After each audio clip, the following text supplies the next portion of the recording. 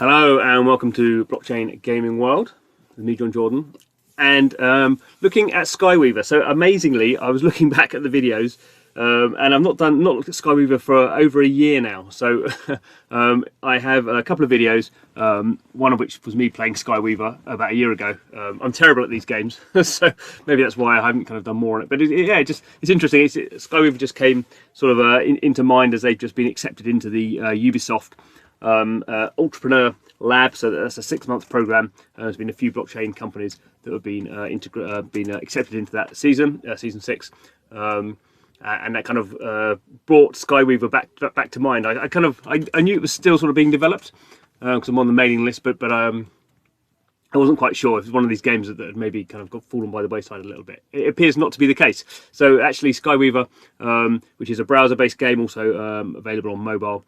You have to go to their Discord and sign up to get a code to play it. It's actually just coming out of its kind of final kind of closed testing, and it's going to go into soft launch, which is, I guess it's still testing, but looking like, from what I compared to what I remember before, pretty polished, much more polished experience. Also, it has its own wallet. It always had its own wallet. They've now renamed that wallet to be Sequence, which is a kind of browser and mobile wallet, which you need to have to play. Obviously not really so much. You do need access to it, but it will just create it for you in-game at the moment. Running on Matic, not Ethereum mainnet, because obviously Ethereum mainnet is too expensive. So anyway, this is kind of what I get to see when I kind of log in. I'm not gonna. I will probably play, but maybe I won't be very good. So it won't be a good example of how to play the game. But so SkyWeaver has been around actually. Looking back since sort of 2018 as a project, it raised $9 million so far, mainly in 2019, and it sort of kept their head down really, and obviously sort of been building out kind of what they're planning to do, which to some degree seems to be the same as a lot of these other trading card games. So obviously a lot of them on blockchain.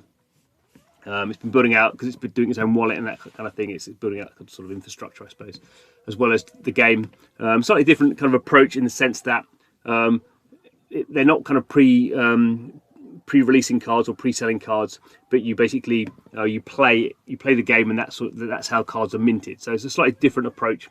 Obviously stops people just coming in and buying stuff up, which is good. Obviously creates a problem for the developer in the sense that they're kind of not getting any revenue from people buying packs, and they have to paying out for people who mint stuff. So interesting to see how that plays out. Let's just play the tutorial anyway, and see kind of see what happens. Just to point out here, at the moment we're on a test net, so progress and assets are temporary. And when it goes into soft launch, everything will be reset. That's pretty common for blockchain games that are in testing, because you don't want to you want to test sort of how much stuff you give to people, and not make those early decisions permanent for the rest of the cycle of the game, because that can be really detrimental to the game. So at the moment, sort of playing for fun. Top 500 players will get a real blockchain gold card, whatever one of those is, but important, I guess, is gold. Right, let's play the tutorial.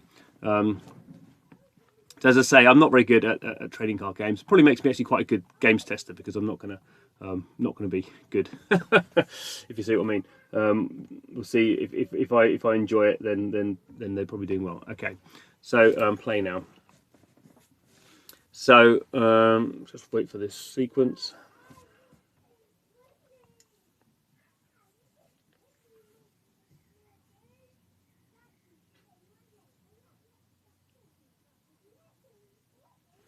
Okay, so there's me, and I'm playing the bot. This is vaguely familiar. So there we are.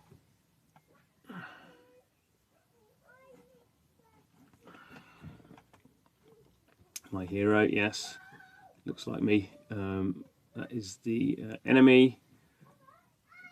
Okay, defeat the, yeah, okay, let's get some cards going. Need a deck. Okay, let's draw some cards. So obviously this is a demo, so I guess I don't really have a deck to draw from. So anything green, anything glowing green is available to be used.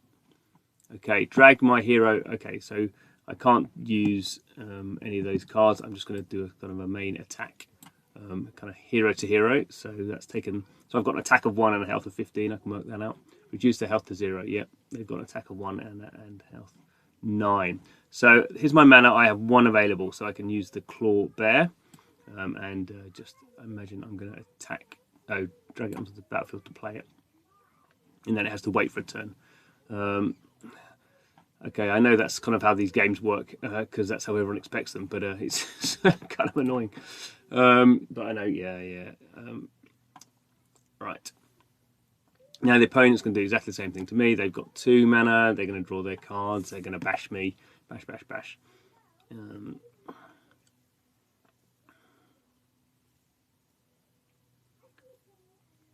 They're asleep, aren't they? Yeah. Don't worry, their unit's asleep. Oh, yeah. So the bot's going to attack. Okay. Oh, dang. That's the exact words I thought. Okay, so now it's going to be my turn. I guess one of the things that's interesting here is normally these hero figures are sort of, well, maybe it's just the placement that they're placed sort of backwards rather than being on the front line. Okay, how we're going to use this unit to attack? It's got a unit. It's got a unit of attack of 2. Okay, let's do that then. I'm going to attack that one and destroy it because that's only got health 2. Even I can work that out. I've got 2 mana, so I can place my boulder. When units fight, they will both deal damage. Oh, so that can do that. Okay, damage is permanent, so be careful.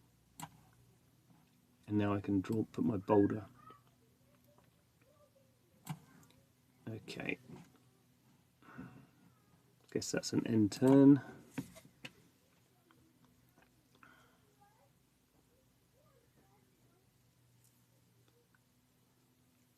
Dead units go to the graveyard. Sounds fair. You can see a list of dead cards by touching it. Okay.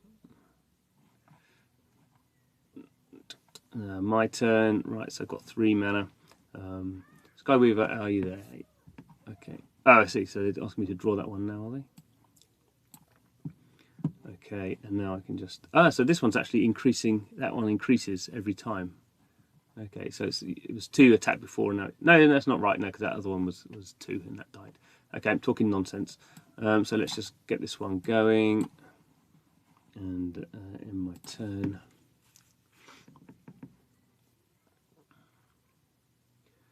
So, attack 5, that's a meanie, but obviously asleep. Okay, so now I should be finishing off, I guess. Yeah.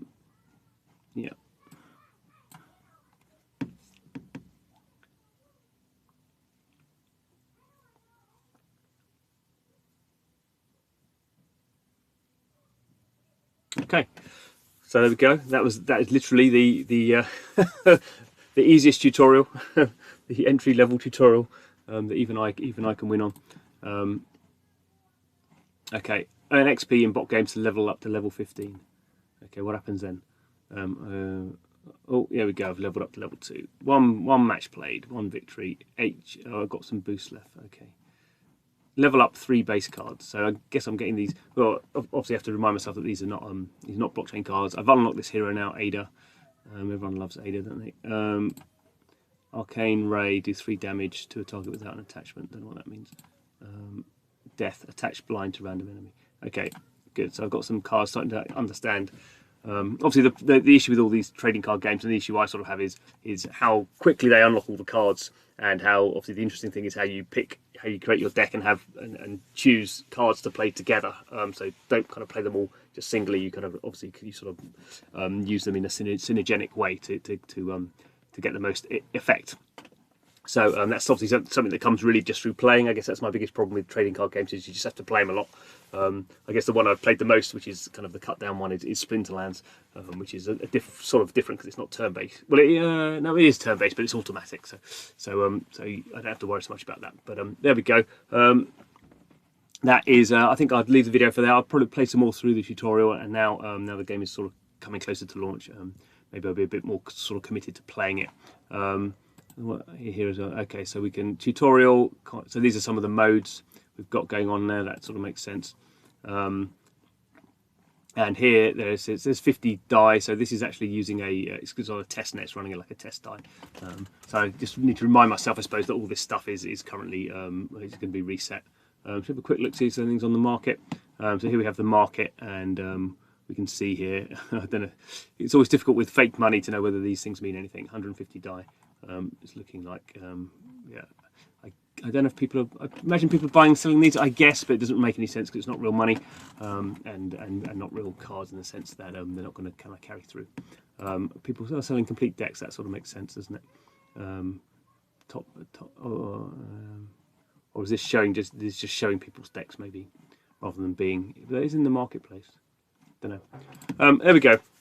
Anyway, if you want to check out SkyWeaver, it's pretty straightforward. You just have to go to the website and you sign up, and you have to go to the Discord. And if you go to the Discord, and you can click on a link, and you get given a code. If you what do you have to do? You have to fill in your Discord name. You have to fill in your name and your email, and sign up to their email list. So a few little kind of hoops to jump through, but nothing too ridiculous. And then you could be checking this stuff out. Anyway, thanks for watching the video. This is Blockchain Gaming World, playing blockchain games even when I'm not very good at them, which is most of them, to be totally fair. Please subscribe to the channel if you're interested in this. But thanks for watching, and see you again soon.